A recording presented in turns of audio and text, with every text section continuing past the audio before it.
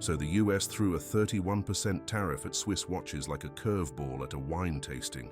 Panic rippled through the market. Then, plot twist, they walked it back to 10%, stalling the full hit for 90 days. It's not a win, it's a delay of execution. Basically, the government hit snooze on your Grail watch plans. Welcome back to Opulent Oasis. Today we're talking about how your favorite luxury wrist candy just became a pawn in a trade war. If Switzerland claps back, and let's be honest, they might, we're staring down a pricing mess that'll make retail look like a clearance rack. Tariffs, the one thing that makes grey market dealers nostalgic for flippers. On the ground, grey market chaos is already setting in.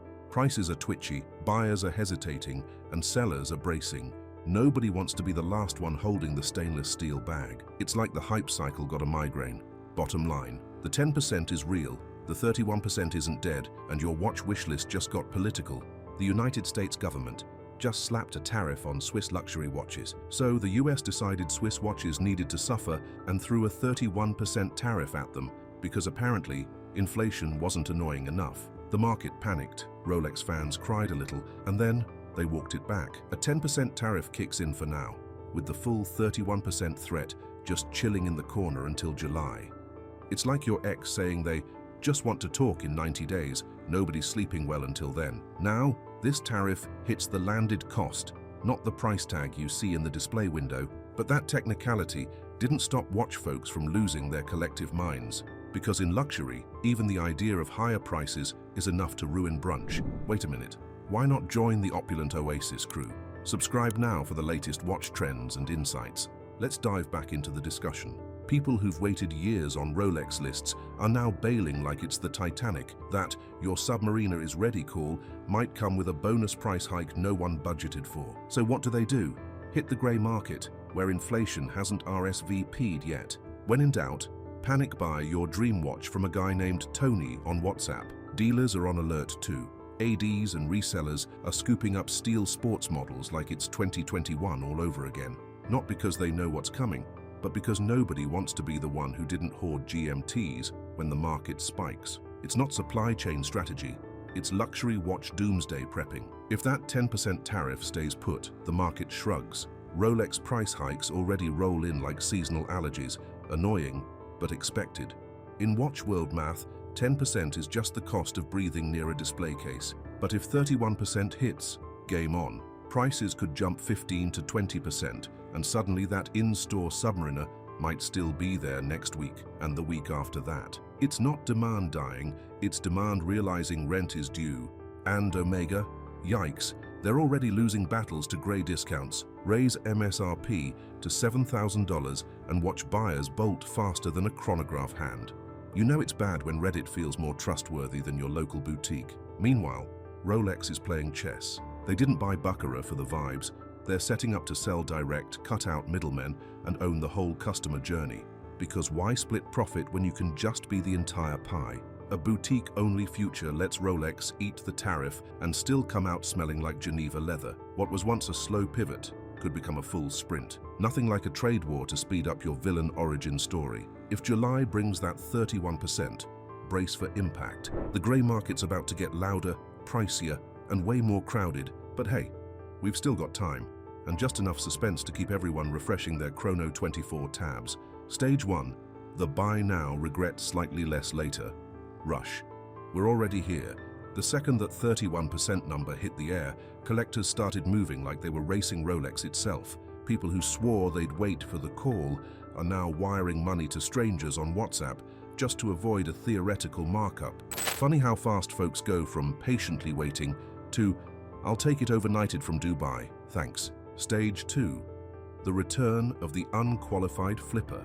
If AD prices spike, the grey market suddenly starts looking like a clearance aisle, which is hilarious because it isn't.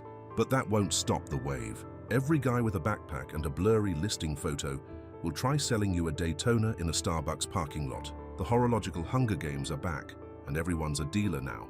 Stage 3, smuggle season. If things escalate, welcome to the underground era. Folks will be flying to Europe, buying watches and waltzing through customs like they're just really into punctuality. 1 wrist, 2 watches, maybe 3 if you're flexible. Forget duty-free cologne. This season's carry-on essential is a GMT master. Of course, none of this is great for the brands. Rolex isn't losing sleep over your creative travel hacks, but they will move fast if the black market starts nibbling at their empire. They didn't spend decades crafting scarcity just for someone to mule a day date through JFK in a hoodie. So yeah, buckle up. The tariff clock's ticking, the grey market's heating up, and the line between smart buying and federal offense is about to get blurry. Gold's getting heavier, and not just in grams. Let's be honest. Gold Rolexes were never exactly budget-friendly, but lately they've been acting like they've got somewhere to be. Even before the tariff talk, prices on gold models were climbing faster than AD waitlists. Now throw in rising gold prices and a potential 31% import tax. That's not a spike, it's a supernova. At this point, wearing a gold sub isn't just a flex, it's a financial statement. With a disclaimer. What's wild is that this squeeze is coming from both ends. Gold itself is getting more expensive thanks to global market trends, and the US is threatening to slap a tariff on top. It's like ordering a Wagyu steak and being told there's a surcharge for the fork. Suddenly, precious metal feels less like a label and more like a warning. And if both those factors collide, we're not talking minor MSRP nudges, we're talking full-blown sticker shock. Rolex won't need to justify it either. They'll just release another silent price update while we all pretend this is normal. We're one currency swing away from needing a cosigner for a day date, a global price adjustment. So here's the kicker. Even if you're not buying watches in the US, you're still not safe. If Rolex and the gang decide to spread the tariff pain globally instead of keeping it stateside, prices will rise everywhere. It's like being handed the check for a dinner you didn't eat, just because you were seated at the luxury table. And why would they do that? Easy. Brands want to avoid regional pricing gaps that fuel grey market chaos. If the US suddenly becomes way more expensive, buyers will flock to other countries, and flippers will be right behind them, grinning with customs forms in hand. Grey market arbitrage is the luxury world's version of tax evasion, with nicer luggage. By slipping the price hike into their usual, "oh look it's February" increases, brands can make it feel routine. You'll blink, sigh, and pay. And in fairness, they've trained us well. Rolex raises prices more often than most people service their watches. Nothing says brand loyalty like clapping for the same watch. Now 12% more expensive. With mid-July creeping up, everyone from ADs to collectors is refreshing news feeds like it's a sneaker drop. Whether the 10% tariff sticks or we get the full 31%, global retail strategy is about to get a serious makeover. It's not just the watches evolving, it's the entire game board shifting beneath the wrists of the world. So, are Rolex waitlists really on their way out? Will ADs start closing shop?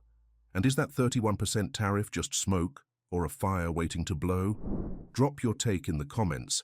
We're genuinely curious where you think this is all headed. If you're into luxury watch chaos with a side of real talk, subscribe to Opulent Oasis and check out our other videos while you're here. We'll see you in the next one.